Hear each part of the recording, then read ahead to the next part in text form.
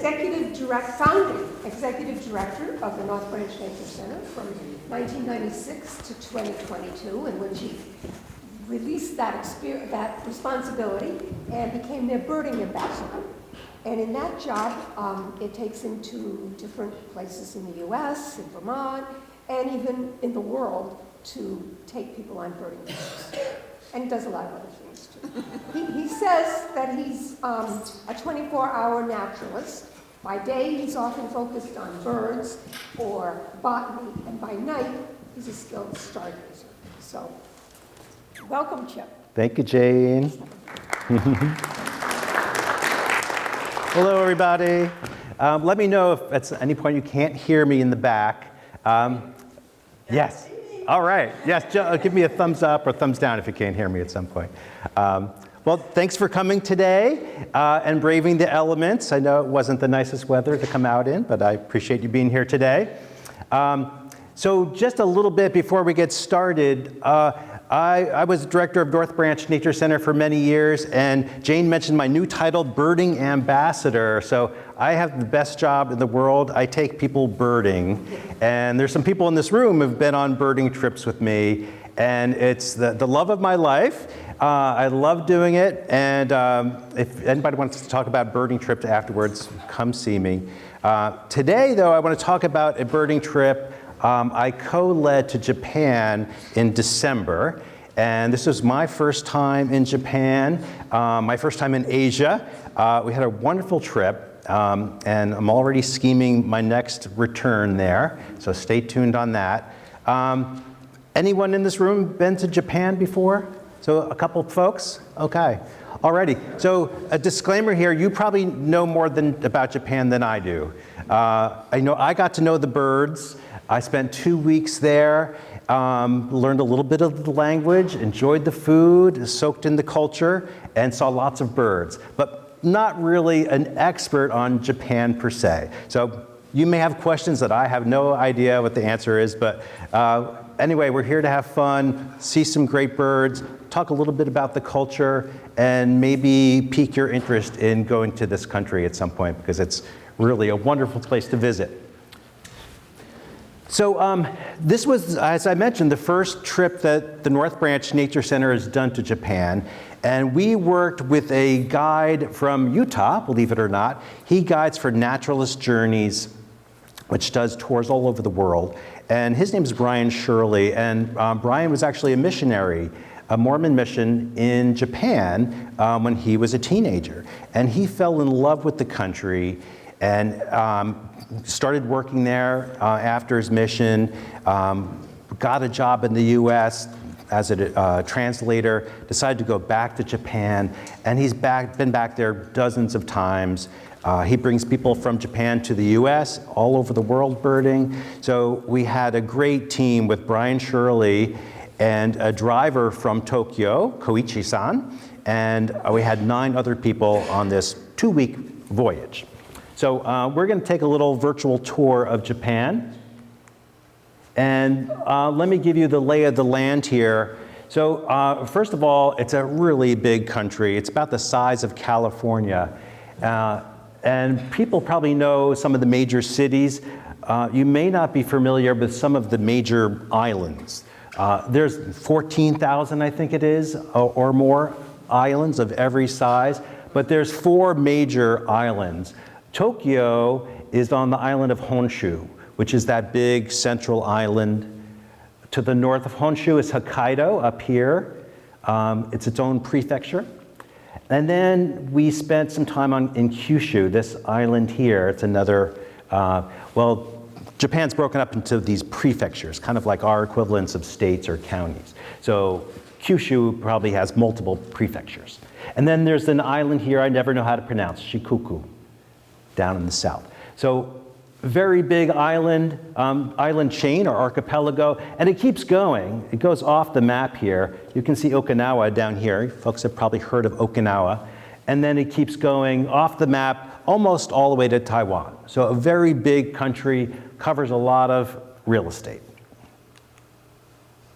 I like this map because it shows you exactly how it would compare in length to the United States. So here's Hokkaido up here. These islands here in yellow, those are actually part of Russia. But you can see it goes all the way from almost Maine all the way down past the Gulf Coast. So a very big country. Our trip started in Burlington, or it did for me at least. We flew from Burlington to Newark, and then straight from Newark to Tokyo, about 13-and-a-half-hour trip. I think I watched 3 or 4 movies on that trip.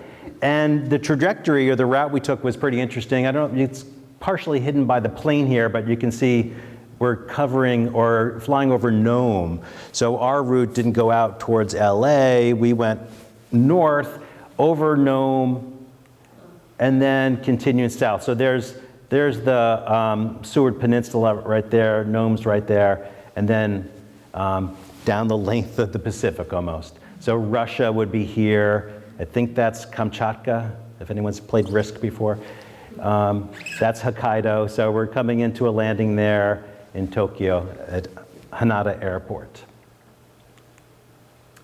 So not surprisingly, most trips to Japan start in Tokyo. I believe it's the city with the largest number of people in the world. It's massive. You can see it's a little bit hazy there. But as we were coming in, we could actually see Mount Fuji. So we got a pretty good view coming in on the airplane. This is from the hotel where we stayed, right in Tokyo. That's Mount Fuji in the background there. And then we wasted no time getting out of the city. You could easily, spend a couple of weeks in Tokyo exploring. There's a lot to see there. It's funny, we did not really experience the crowds that everyone talks about in Tokyo. It wasn't really, we didn't spend much time there, but we also didn't feel like it was a place that was just so densely populated I would never go back.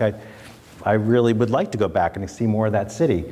But our mission was to get out of Tokyo and get out into the countryside. So that same morning after we arrived, we headed west. So as soon as you get out of Tokyo, you start to get into agricultural land. Many of the places we visited reminded me a lot of Vermont, believe it or not. And that's a theme I might come back to time and time again. There were a lot of things, as different as it was, that reminded me of home. So this is just a park outside of Tokyo as we headed north. Our first bird of the trip, I think, was a bulbul. But this is this might be a relative that, or a bird you guys are familiar with. Anyone recognize this? There's a close relative here in Vermont. Take a look at the bill there. Yeah, I heard shrike. Yeah, this is a type of shrike. This is bull-headed shrike. And ironically, it's sitting on a sign that translates to the word danger. And just like our shrike, it is a predator. They feed on birds, insects. And unlike the northern shrike in Vermont, this bird is very common. You see it in urban areas, you see it around homes, in parks. So they're very common there, the bull-headed shrike. So that was one of the first birds we saw on the trip. This might be also another familiar bird. Anyone recognize the family we're talking about here? What do they look like? Especially this one. Chickadees. These are tits, and there are quite a variety of tits in Japan. This is the Asian tit. It used to be considered the same as the European tit. This is the Asian or Japanese tit. And this is the varied tit.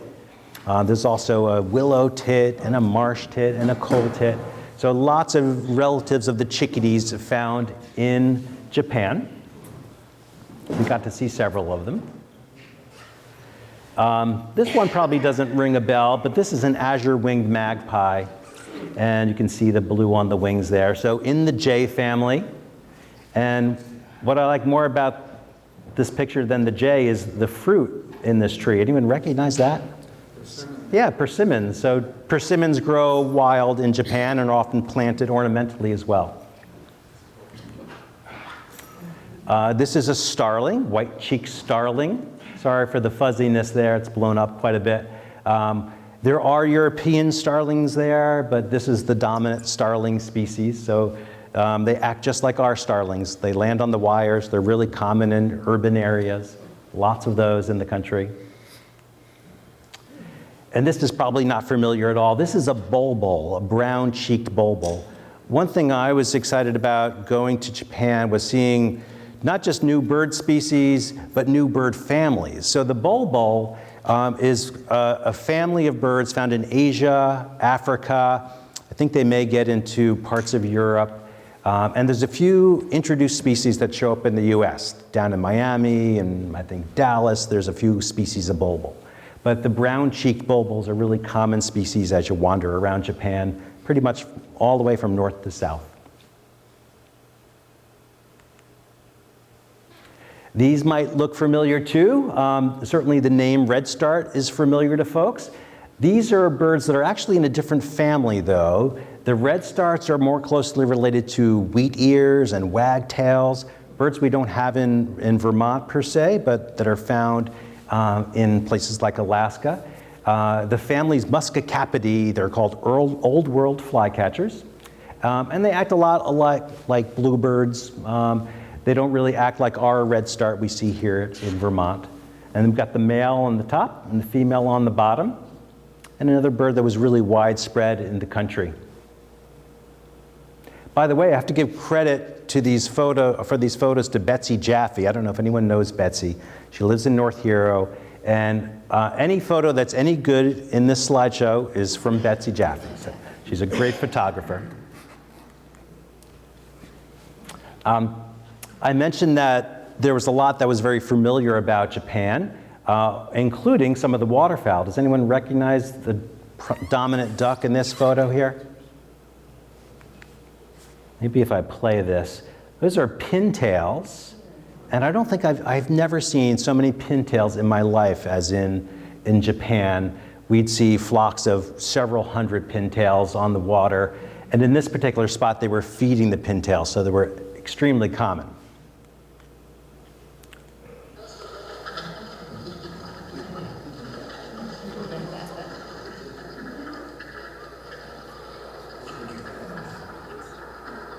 There you go. Now you can see why they're so common here.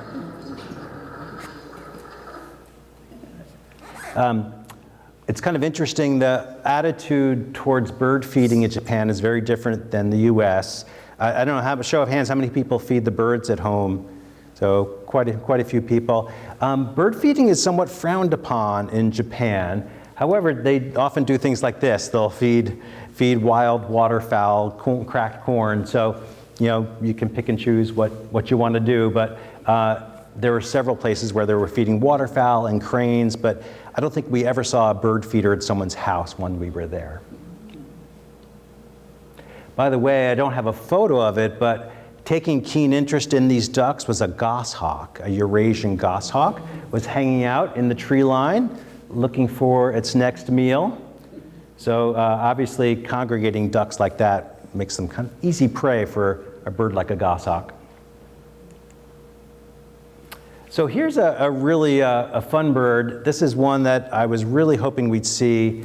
If you've looked at an American bird book, a US bird book, you may be familiar with this. It shows up in Alaska from time to time. This is a smew, S-M-E-W, smew. And they do show up in the Aleutian Islands from time to time, but a very rare duck in North America, but quite common in Japan. These are male smew, and they're only there in the winter, so they nest up in northern Asia predominantly. So I mentioned we left Tokyo, and the first part of our itinerary had us heading west out of the city to the city of Nagano. And that name may ring a bell. Anyone hear of Nagano before? The site of the Winter Olympics, I think in 1998. So we were going into the mountains. Part of that area is called the Japanese Alps. And again, you know, not a very unfamiliar landscape. Maybe looks a bit more western than Vermont. A lot of active volcanism in Japan. This is a semi-dormant volcano outside of Nagano. We could see it you can't really see it in the slide, but we could see some steam coming off the top. Japan, of course, is in the Ring of Fire. Part of that includes the Aleutians, an area of lots of active volcanism. So wherever we went, we saw signs of that. Volcanoes, craters, hot springs. I'll show a slide later that shows sulfur deposits. So lots of active volcanism in the country. And of course, earthquakes, tsunamis as a result of that as well. And our first full morning in Nagano, we took a walk in a forest to a spot that you probably have heard of. It's called, you may not know the name, Hell's Canyon, but you probably know, let me go forward here. You probably know these guys. Have people heard of the snow monkeys? Okay. So these are the famous snow monkeys. It's the only species of primate known to have used hot springs. And in fact, the macaque, it's also called the Japanese macaque, they're found throughout the country. They're all the way up in northern Hokkaido. As you know, most primates are in warm tropical areas, but this primate has adapted to really cold environments. For some reason, however, just this one small population outside of Nagano has discovered that you can soak in hot springs and that it feels good. So we went to go see these guys, and as you can tell, you can get really close to them. In fact, I'm going to show you some more pictures that show you can get a little too close to them. Oh, that's a baby. It's not, this one probably less than a year old. Their breeding season is in the spring. But we saw lots of babies with their moms. And we saw, this doesn't quite capture it, but probably 200 in this one area. So I showed you the trail here. We had about a mile walk in. We were told to bring crampons or what do you call them, yak tracks, because it can be very icy. We were fortunate, it wasn't icy when we were visiting. But you hike into this canyon, and when we got there, there was not a snow monkey to be seen. We waited about, I don't know, hour and a half, and we were just about thinking we would leave when we saw snow monkeys up on the hillside all running towards us. Imagine about 200 or so snow monkeys running towards you at full speed. They were all heading towards the hot springs. And we learned that they were not there just for the hot springs, though. They're there to be fed as well. And what we weren't told beforehand is that if the monkeys don't show up, if the macaques don't show up, they go off into the woods, the volunteers or employees of this particular attraction, and they lure them in with apples. So the monkeys are used to being fed. They come into the hot springs and they spread out corn all over the place. So it felt, it was cool to see them. They're beautiful, and it was really fascinating to see them in the hot springs. But you felt like you were in the middle of a zoo attraction, for sure. This is some video I took while we were watching them come in. So let me see if I'm pointing. So they walk right past you.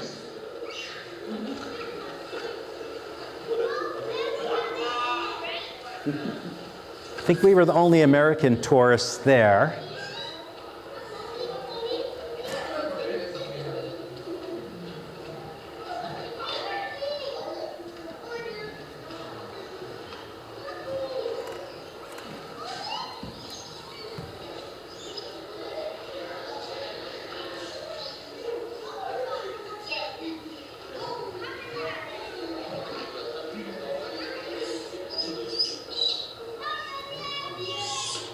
There we go.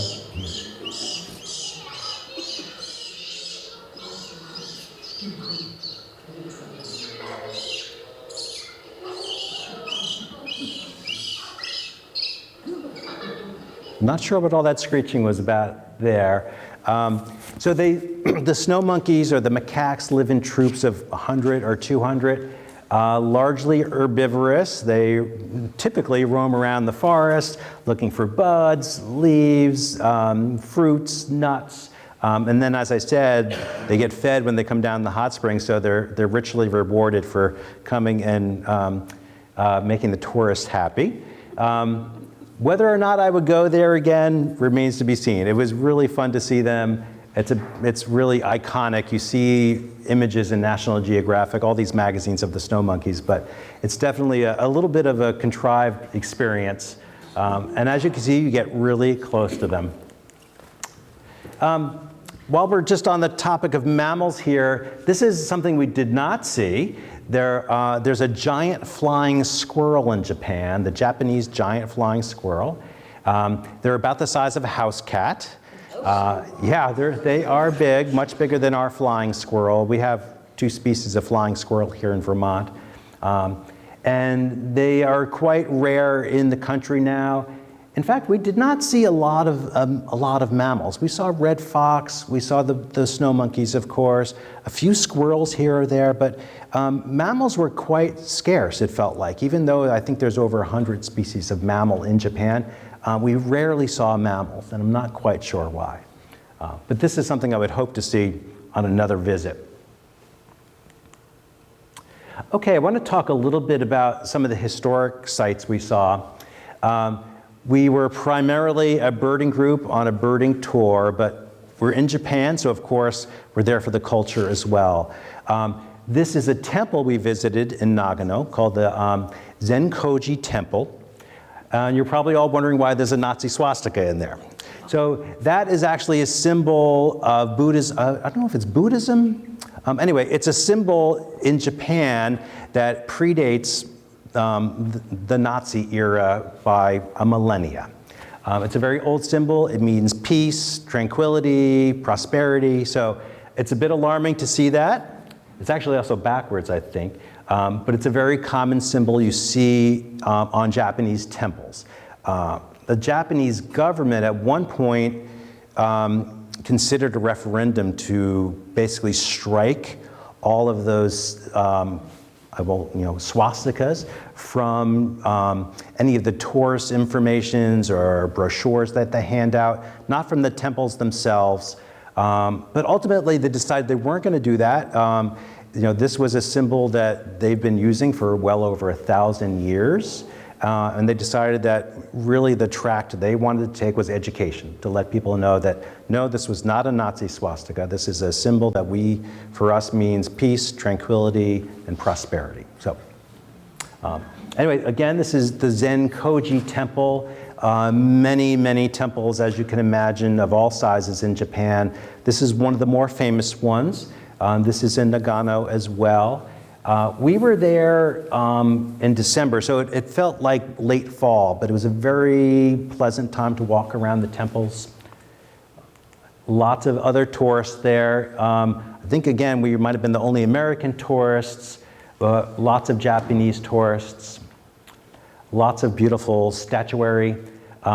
Someone told me the story of these figures here, but I'm not remembering the story exactly, but each one is different individual statues, and they each have different symbolism or meaning.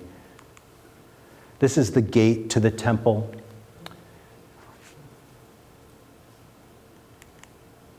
These are some of the figures on either side of the gate. You can see them on the right and the left there. And there's 4 of these statues, and I think 4 different deities representing each of the cardinal directions.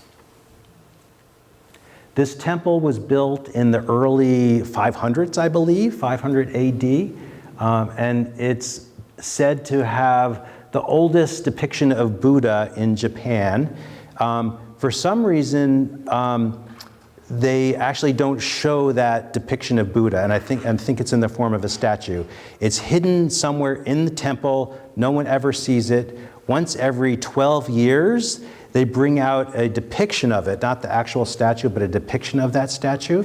And there's a big pilgrimage to go see that. But for some reason, and I don't know if anyone in the audience knows anything about this, they've chosen not to actually show that statue in the temple. And again, I'm not sure why. Another place we visited not too far away from Nagano is the city of Matsumoto. This is one of the few remaining castles in Japan. Many of them were destroyed intentionally. Well, some of them were bombed during the World War, of course. But also the Japanese government at one point decided they were going to eliminate any of the castles left over from the feudal period. So not many of these castles remain. This is one of the more important ones. I think there's only 12 or so in the whole country, the Matsumoto Castle. We got to go in this castle. You can go inside, no shoes allowed, and you can climb up some very, very steep stairs up into the very top of the castle there. It looks like there's 5 different floors, but apparently there's a 6th hidden floor in the castle. And about half of our group went up. You had to climb up at the end what felt more like a ladder than a staircase, but very awesome to get inside there and see that. You can tell there's a moat around it. Much of the moat has been filled in over the years, not recently, but decades ago. But they still retain some of the moat, so you get a sense of what it must have been like there. So when you hear about shoguns and samurai, this would have been a castle of a samurai clan.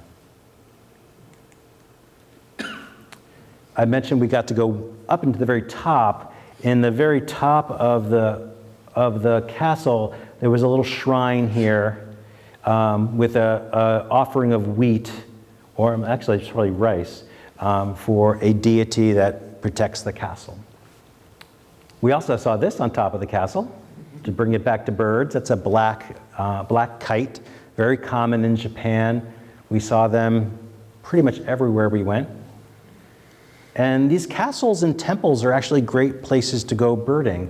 There's lots of trees, there's lots of old trees, lots of gardens. So we did some of our best birding right around these castles and temples. So there's the black kite.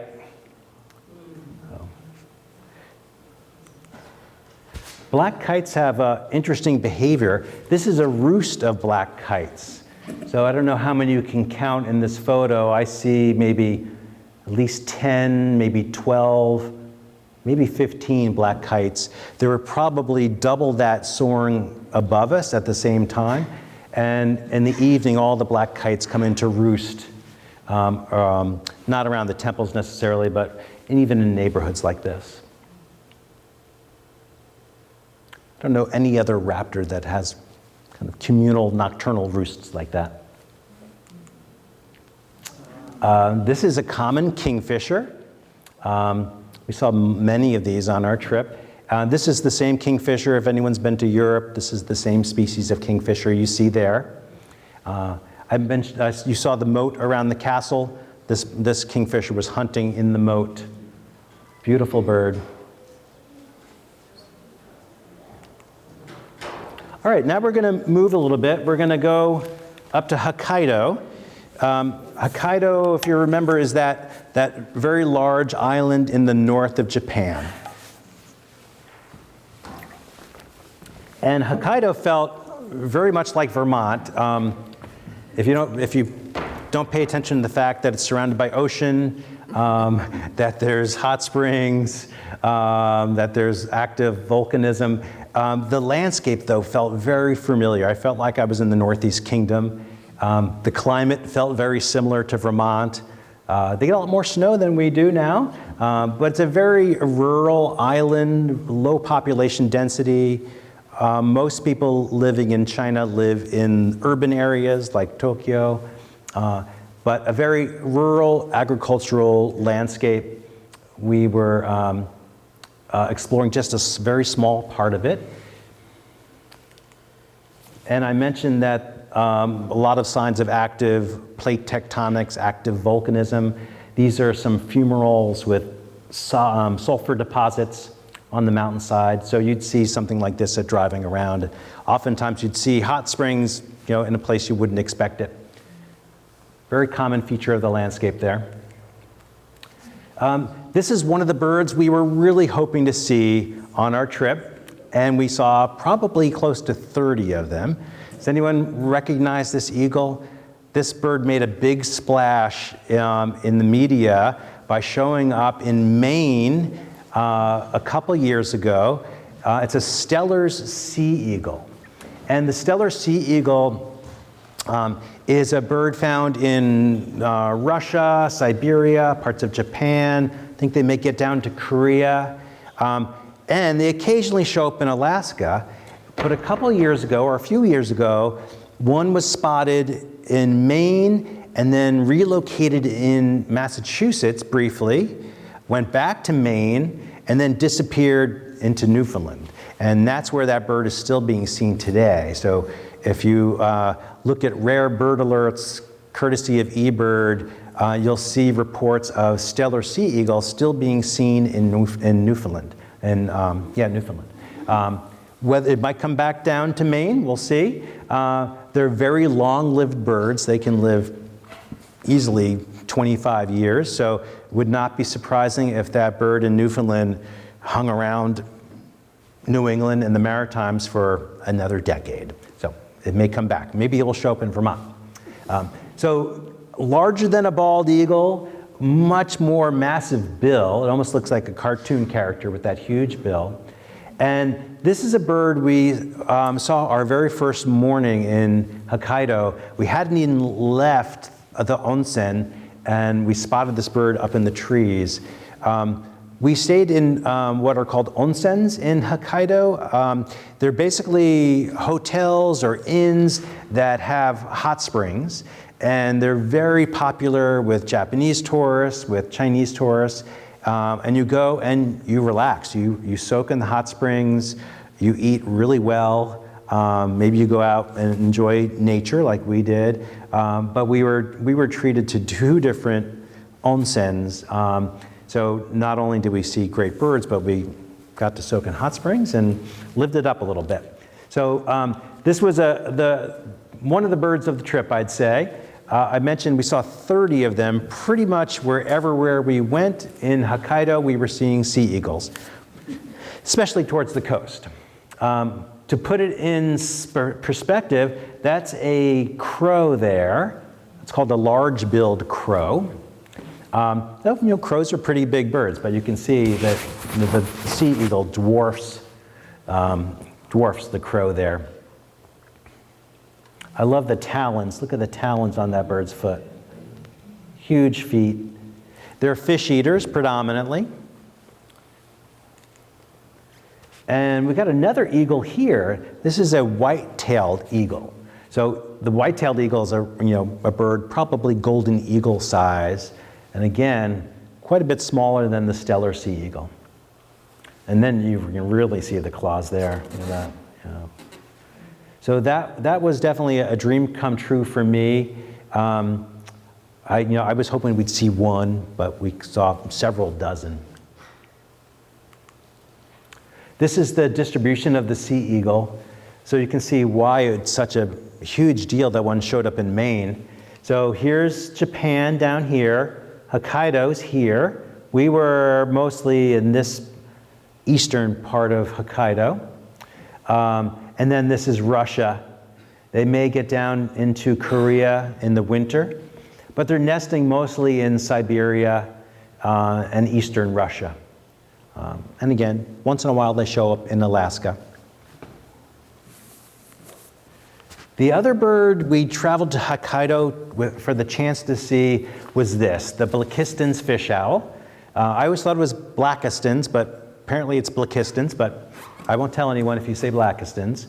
This is the largest owl in the world, at least in terms of weight and general mass. Huge wingspan. It dwarfs our great horned owl. It's a very rare owl. There's only probably 100 to 140 of these in Japan, all in Hokkaido. And the predominant core of their range is eastern Russia. One of the books that I'm sure the library has. I do not know how much what the weight is. We can look that up afterwards, but Yeah, I'm so bad at remembering numbers. If I learned it, it would have gone out in one ear and out the other. I heard this morning, I was listening to what an owl knows, and they said they have a 6-foot wingspan. 6 foot. Wow. Wow. Has anyone read Owls of the Eastern Ice? I'm sure it's on the shelves here, right, Jane? It's a great book. I don't know if it's really. Yeah. Yeah. So if you haven't read it, I highly recommend this book, Owls of the Eastern Ice. I think the author is Jonathan Sharp. Is that right? Or Jonathan Slater? Jonathan. Anyway, it's about the Blakiston's fish owl, but it's also about his work in Eastern Russia to study this owl and all the people he met and worked with. Lots of great stories about what it's like to work with Russians in Eastern Russia and what the locals thought of them and all the vodka he drank. It's a really excellent read. You'll learn a lot about the owl, but you'll also hear lots of great stories about what it's like to work in the field in winter in Russia. Not easy to study this bird. Jonathan decided to study the Blakiston's fish owl because really nothing was known about them. They're not seen very often. They occur at low population densities, and their habitat in eastern Russia is being logged at a very high rate. They nest in riparian forest, riverside forest, in the taiga, in the boreal forest. They need really huge trees to nest. They nest in cavities, like our barred owl. And those trees are a very scarce resource. So even in areas where there is still forest, if for some reason they chop down those trees, those nest trees, to build a bridge, for example, which happens apparently a lot, according to the book, these owls have nowhere to nest. So the author decided that we really needed more information about this owl to learn more about its natural history so we can conserve it. One thing they did learn is that if everything's in place, if there's forest and healthy trees and lots of salmon to eat, they can be a fairly common bird. But nonetheless, it's probably one of the rarest owls in the world. We spent several days at this onsen. This is looking out the living room or lounge window at the river. And you can't see it here, but this is where they feed the fish owl. So our hope was that if we waited long enough, we would get to see the fish owl. During the day, we'd be off birding or checking out other birds coming to the feeders. Lots of interesting woodpeckers there. That's a great spotted woodpecker on the left and a white-backed woodpecker on the right. What does that look like? Ring a bell? A little bit like our red-breasted nuthatch.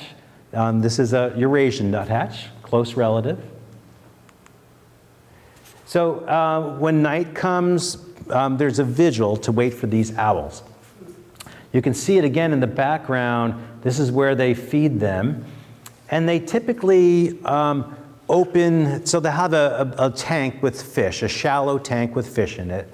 And there's a lid over it during the day. And at a certain time, usually it's 6 o'clock or 7 o'clock in the evening, they'll open the lid. And the hope is that an owl will come. So our very first night there, we decided to have an earlier supper. I think they fed us at 6 o'clock, and they were going to open the lid at 7 o'clock. So we ate supper. We went to this lounge area to wait, and I can't remember what time this was, but it's probably around 12:30 at night, because that's when I gave up. So our crew of 11 people, plus some Japanese tourists, were all waiting for the owl to show up. We thought, we took bets, everyone put it in their prediction for what time it would show up. I think I predicted 9 o'clock. We went past 9 o'clock, went past 11 o'clock. 12:30 at night, most of us decided to go to bed. Some people decided to keep vigil. So that's Al there. Al fell asleep. Some people were sleeping on the couches. And the people who stayed up until 4:30 were finally rewarded with an owl sighting. The rest of us were sound asleep in our beds. However, the next night, they opened up the hatch to the fish tank. I think it's 6 o'clock, and almost immediately, an owl came in and perched above the river. It didn't come down to feed, but for about an hour, it perched in the trees above the river. So we were all watching it outside. So we're inside, looking out the window up at this owl. And then maybe half hour, 45 minutes later, it decided it was time to feed. And I was very fortunate to get some video. So one thing to notice when you're watching this video is you're going to see reflections of people walking by and voices. Again, we're inside. The owl doesn't seem to care about us at all.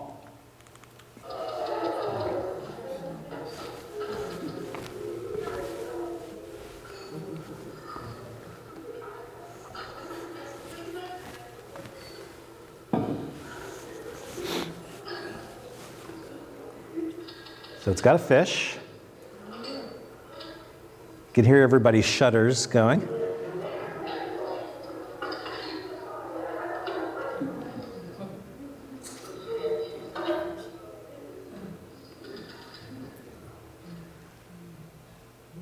And there it is. Let me go back here for a sec. So I don't know if anyone noticed, you can see it in this slide here, but can you see the bird is banded? It's got a green band on its leg right at the bottom there. So this bird was banded about 25 years ago. I don't know if they've ever had to change the band, perhaps they have, but this is a very old owl. It's about 26, 27 years old. They're a very long-lived species. You can't really see it in this slide, but it's blind in one eye. So even if you don't see the band itself, you know the individual because its one eye is clearly damaged and it's blind in that eye. These owls mate for life, presumably, and there's been a pair on this stretch of river for decades now. They come in to feed. They feed in the wild too, of course, but they'll come in to feed almost every single night. In the spring especially, or I should say early in the nesting season, like in March, they come even more frequently. So they'll come, get fish, bring them to their chicks. So it's probably one of two places in the world where you could see this bird easily. It's possible to find them in the wild, but very difficult. You need to go to some very remote areas. I mentioned Hokkaido having about 140 birds total. There's more in Russia, but not a place where tourists tend to go. So really, this is maybe the best place or the only place you have a chance of seeing this owl. So I'd say well worth it for that reason alone. I'm going to play the video one more time. Oops, next one. I keep pointing at the screen. I loved all the oohs and ahs as it landed there. You can see the wait staff going past. Oh. Did you say 6 feet wingspan? So you get a sense of the wingspan there.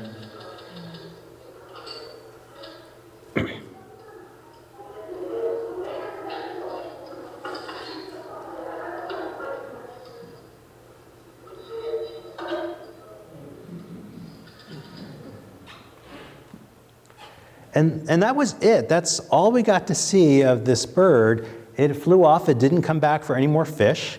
Apparently it came back, what did I say, this was around 7 o'clock? I think it came back maybe at 11:30, just briefly, and then that was it. So we had our one shot, two shots really, if you count the crew that stayed up to 4:30. But we got lucky and had wonderful views. This is the range of the fish owl. So it's very similar to the stellar sea eagle. If you remember that other map I showed, again, there's Hokkaido, northern Japan, and then Russia here. This is China, and they're probably extinct in China. There's just no habitat for them.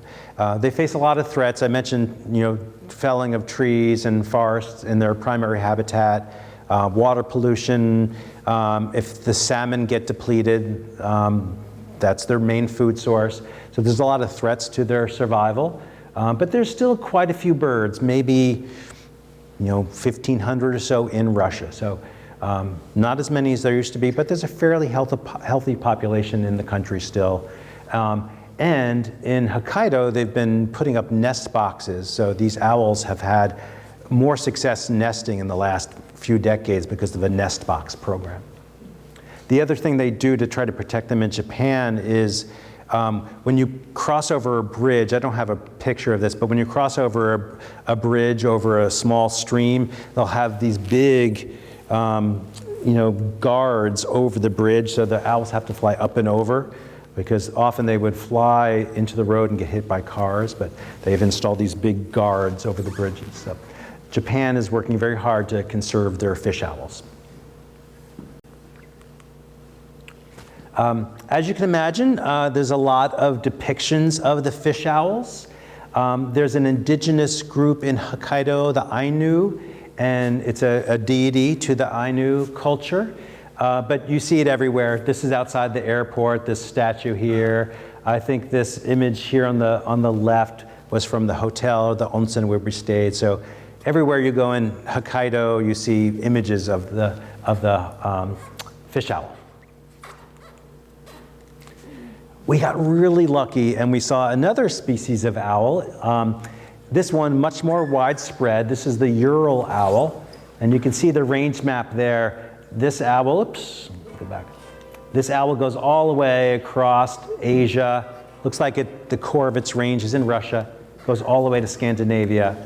So we got lucky. There's several different roosts we checked in Hokkaido, and we finally found one at a roost, just poking its head out of this crack. I think they actually nest in this tree here. So that's the Ural owl, and if it looks a lot like a barred owl, that's because it's a close relative. It's in the same genus as our barred owl. The other reason folks travel to Hokkaido, or one of the reasons, is to see the red-crowned crane. So this species is another one that's endangered, like the Blakiston's fish owl. There's probably 1,400 or so of these cranes in Japan. That's up from about 33 cranes in the 50s. This bird was almost wiped out in Japan. And in Asia, it's actually quite rare too. So they need marshes for nesting. They tend to winter in agricultural areas or marshy areas. And basically, degradation of their habitat has really caused this bird to dwindle in terms of its population size, especially in Asia. In Japan, they're pretty much stable. So we went to a couple spots where we could watch these red-crowned cranes. You may have seen, if you've looked at any Japanese art, this is the crane that's often depicted in Japanese art.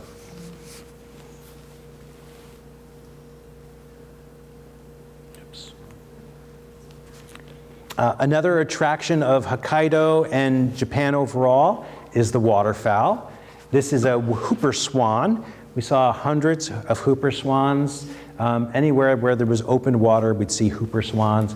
This is a species that's, I don't have a range map, but they're Europe through Asia. They occasionally show up in Alaska.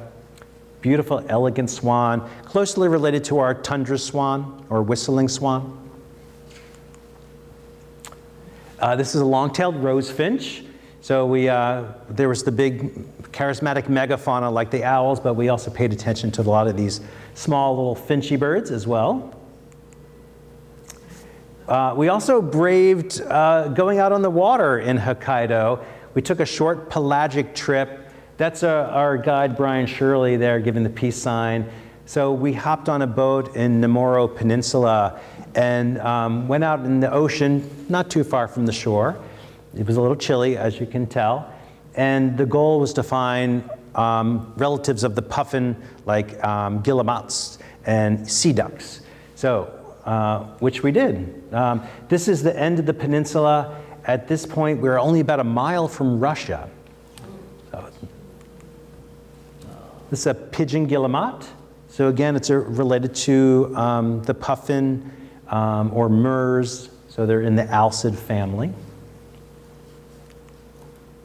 Harlequin duck. I mentioned that there are many familiar things in Japan. including harlequin ducks. If you've been to Cape Ann or the Maine coast, you can see the harlequin duck there, but very common in Japan. And there's Russia. So this was a more distant island. There were some flat, low-lying islands that were only about a mile away from us. And all these islands are disputed territory. After World War II, Russia took control of these islands. Let me show you on a map here. But Japan still claims them. I'm going to go back a little bit. Okay, so we were, let's see, right about here. Sorry for the feedback. Right about there at Hokkaido. So there's a string of islands that are the disputed islands. And they're occupied today by Russian-speaking Russians. So if Japan ever got them back somehow, some way, I don't know what that would mean for the people living there now. But it's definitely something that's, you see a lot of depictions and signs about the islands when you're in Hokkaido. This sign here means give them back now, basically. So this little seal pup is holding some balloons, and each of these balloons has a name of one of the islands there. So whether or not they'll ever be returned to Japan, I have no idea, but it's definitely a local issue that's very, very popular in that part of Japan. All right, we're going to change locations again now. We're going to move down to Kyushu. So if you remember from my map in the beginning, Kyushu is one of the large island in the south of Japan. So Kyushu is temperate to subtropical in environment. So we left Hokkaido where the temperature was in the 20s and 30s and snowy, down to a spot where it was more like 50s and 60s and very pleasant. And we went down there primarily to see cranes. Kyushu is a wintering area for several species of crane. And we'll get some close-ups here. This is one of the more common ones. This is hooded crane. Hooded crane, probably number in the tens of thousands in Kyushu. At one particular spot, I'll show some video, we probably saw just about 10,000 cranes in one spot. This is the white-naped crane. So much lower densities. We maybe saw up to 1,000 of these. Very tall, elegant cranes. And this is what they call a crane observatory. Nature tourism is very, very big in Japan. Photography is very popular in Japan. So we didn't see a lot of other American tourists, but we encountered a lot of Japanese tourists and a lot of Japanese photographers. So a lot of people go to these crane observatories to watch the cranes. And this is a video. Oh, it should be a video. Maybe it's the wrong one. There we go.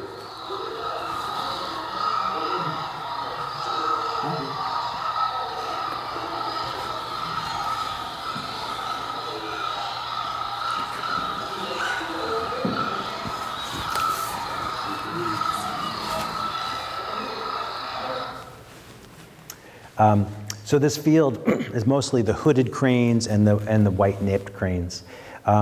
They feed them here. So there's waste grain, of course, from the agriculture, but they also supplement that by feeding them as well. This is a flock of hooded cranes, and there's one bird that looks different there. That's a common crane. We saw this species as well as sandhill cranes. So our sandhill crane, which nests occasionally in Vermont, down near Bristol, and is very common in the West. Some of those sandhill cranes that nest in Alaska make it across to Japan and spend the winter. So we saw one family group of sandhill cranes hanging out with the hooded cranes. So all in all, I think we saw 5 different species of crane. Sometimes demoiselle crane shows up, sometimes Siberian crane shows up. The other attraction amongst the wading birds were these spoonbills. There's 2 species of spoonbill. related to our roseate spoonbill found down in Florida. You can see the bird on the right there. Go back. You can see the spoonbill there. So these are Eurasian spoonbills. They're found all the way across to Europe. But there's also the more rare black-faced spoonbill. So it's hard to see, but the black-faced spoonbill is very similar, but lots of black facial skin around the eyes. These are highly endangered, very rare nester in Eastern Asia, wintering in small numbers in Japan. And we got very lucky and were able to see a couple of those. Some of the other birds we enjoyed in Kyushu, this is the blue rock thrush. Not related to our robin, but in that same general family. There's the male on the right, female on the left. Lots of great waterfowl. This is a falcated teal or falcated duck, a Eurasian species. Really gorgeous. That's a male. These may look a little bit familiar. That's a green-winged teal in the foreground, but that's the Eurasian species. And then a common pochard. Looks a lot like our canvasback, our redhead in Vermont. And these are our mandarin ducks. So we saw about 100 of these in a reservoir in Kyushu. Very skittish. They're related to the wood duck. They did not let us get very close. One of our photographers managed to snap a photo before one flew away. But we got really nice distant looks through a scope. All right, so I think that was my last bird photo, and I thought we would end with some food photos. I don't know if everyone's had lunch already, but for me, one of the attractions, in addition to the birds, was the great food. The onsens I mentioned, and people go there to relax, soak in the hot springs, and eat as well. And when they serve you dinner at the onsens, it's just course after course after course, and you think you just possibly couldn't eat another thing, and they bring something else out. So we really enjoyed eating at the onsens. Don't ask me to remember what we ate. Some of this is recognizable. There's some tempura, some udon noodles, some sushi or sashimi. We ate a lot of raw fish, or some of us ate a lot of raw fish. If we were brave, we tried some of the more unusual foods there. I think I might have some photos of that. This is another place we ate. So in addition to the really fancy onsens and restaurants, we also went to a conveyor belt restaurant. I don't know if anyone's heard of these. So you sit down at a table, and I think they work differently in different places. Some places, the food comes by on a conveyor belt, and you just grab what looks good to you, and then they count the number of plates afterwards. At this particular restaurant, you ordered from a tablet. You can see it down there on the table, and then your food would come around on the conveyor belt. And so you try lots of different things. It's quite fun to watch. And that's our driver, by the way. He kind of helped us navigate this. So we just had dish after dish off of this conveyor belt. We also were served by a robot at another restaurant. This was some chain, I think in Nagano. So you place your order, and then this little robot comes and delivers your food to you. Here's a picture I took. I don't know if folks can read it in the back, but I'll read it to you. They sometimes will bring out an English version of the menu. So this one here had offal hot pot. We did not get that. I don't know if anyone here is into eating offal, but that was a fun thing to see on a menu. And I enjoyed this one too. Under salad, there was soybean curd and volcanic soil on salad. Again, we did not try that one. Believe it or not, we ate lunch at a 7-Eleven almost every day. So we were out birding, of course, every day. And rather than sit down at a restaurant and take up a couple of hours in prime birding time, we would stop at 7-Elevens. And they are everywhere in Japan. And the things you find in 7-Elevens in Japan are very different than what you find in a 7-Eleven in the US. So for example, this is boiled octopus. You find sushi, you find, I'm blanking on the name, but anyone know the name of the rice balls that usually have some kind of meat or fish inside of them? Anyone recall that? Okay. Often wrapped in seaweed. So you could get a whole meal in 7-Eleven that was quite surprisingly good. So we did that a lot. I didn't try the boiled octopus, however.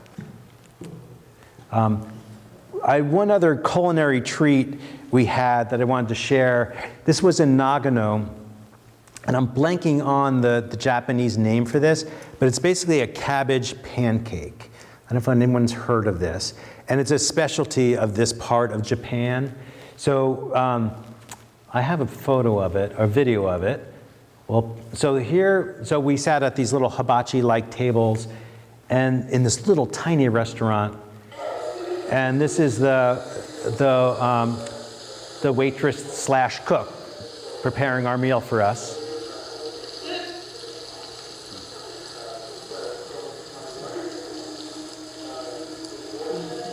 She was an artist, wasn't she? There we go.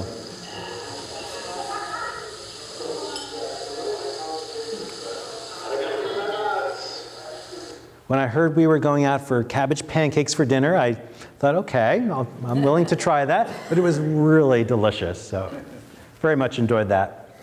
All right, so I just have a couple more slides, and I don't know if anyone has any plans to go to Japan, but I definitely would recommend it. At the airport in Kyushu, these people here are soaking their feet in a hot spring at the airport. So I think if you find yourself or if you have the opportunity to go to Japan, you're going to have a lot of unique experiences. You'll experience a real blend of cultures. I took this photo, I thought it was very interesting, in another airport in Hokkaido. So there's a Christmas tree. This statue here, kind of like a totem pole, is from the Ainu people in Hokkaido. And then we've got a big Coca-Cola sign here, and then a little Japanese convenience store. So, you're going to find yourself in a very foreign environment, but also one that's very familiar in some ways. And to make you feel really at home, we end with this. Remember that photo I had of the Blackiston's fish owl at an airport? This was just a couple of statues over. So I don't think they put that there for us, but again, you'll find some things that definitely make you feel at home in Japan, and I encourage you to go visit if you have the opportunity. So, all right, that's all we got, and thank you.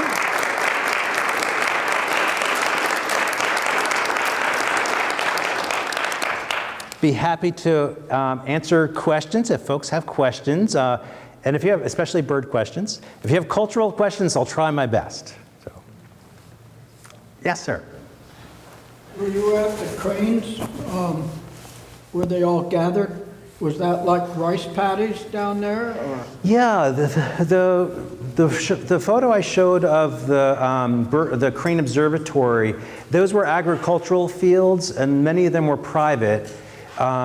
So they come in for the waste grain, but they also supplement it. They feed them every day. So a lot of these cranes, especially the red crown crane in the north in Hokkaido, they really depend a lot on food that's put out by humans, because a lot of the habitat has been depleted. So if it weren't for humans intervening, a lot of those cranes would be even in worse shape.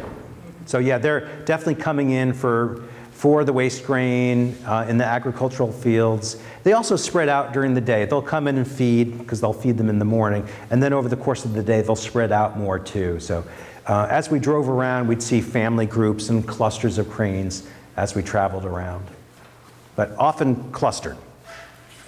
Yes, Sue. So you were there in December, which is basically like our December, where our birds are at their lowest point in terms of species variety. Mm-hmm. Had you been there in June, would you have seen like tons more? Are they in a migratory path of any sort, or? Definitely, yeah. There's about 750 bird species that have been seen in Japan. We saw roughly 140 species. So people go birding in Japan. Birding trips to Japan in the winter are very popular because of the cranes, for one, the fish owl, which you can see other times of year, but winters are really a good time to see them, and the stellar sea eagles. People even go more typically in January and February. What will happen is the sea ice from further north comes south, and that pushes a lot of the eagles south as well. So if you go to Hokkaido in February, you may see 50 or more sea eagles out on the ice, on the ocean. So winter is a really popular time to go. Also, Hokkaido is very comparable to Vermont climate-wise, maybe colder and more snowy, but Tokyo was very pleasant. There were a couple of times we walked around Tokyo where the temperature was probably 60 or so. So it was quite nice in Honshu, in the Tokyo area. Then you go up into the mountains, it's cold again. And then Kyushu in the south, that can be 60s and 70s. It was a little chilly when we were there, but it can be pretty pleasant in December. A lot of people go in March or April. That's cherry blossom season. And that's when a lot of birds are migrating in. So there's many species that we didn't see because they're wintering in Korea or Southeast Asia or Australia. So if you go in the spring or summer, yeah, there's definitely lots of birds that you wouldn't see otherwise. Yeah. Yes. Yeah. Hi. Inside the castle, were there furnishings or anything that looked like it was lived in, like mats or wall hangings or weapons? There were no furnishings per se, but there was a museum inside with there was a weapons museum, and also just there was like some almost looked like chess. I'm not sure what the game was. They had some activities that must have been played in the castle. There were examples of clothing. So there was a museum in the castle, but it was all behind glass and all the furnishings had been moved out. Yeah, I'm trying to think if there was any. I can't think of any. It was just basically these museum exhibits and lots of stairs.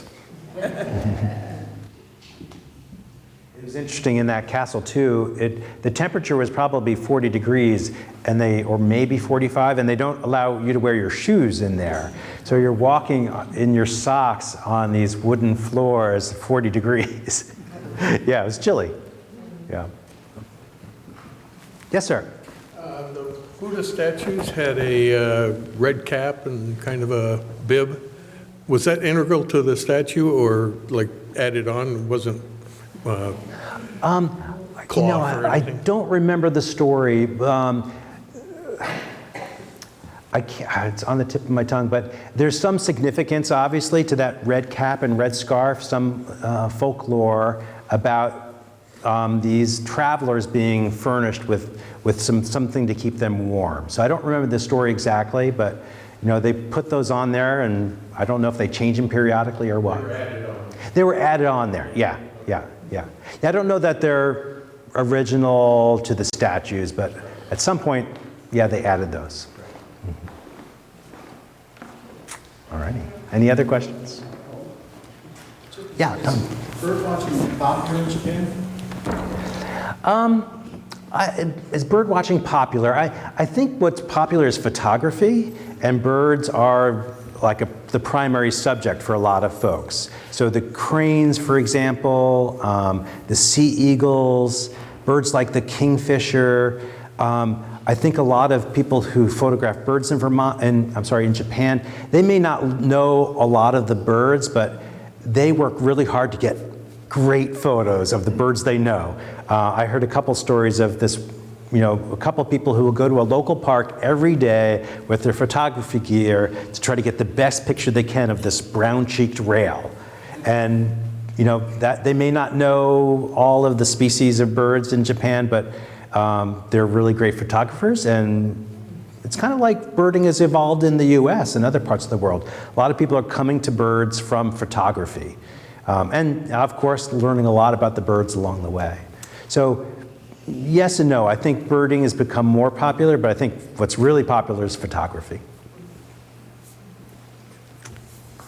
All righty, well, thank you, everyone. If folks want to hang out and mingle and ask more questions, feel free. I am planning some more trips, another winter trip, probably a year from January or 2 years from now, and a spring trip too. So if anyone wants to get on the mailing list to find out about that trip, come see me. So thanks, everybody.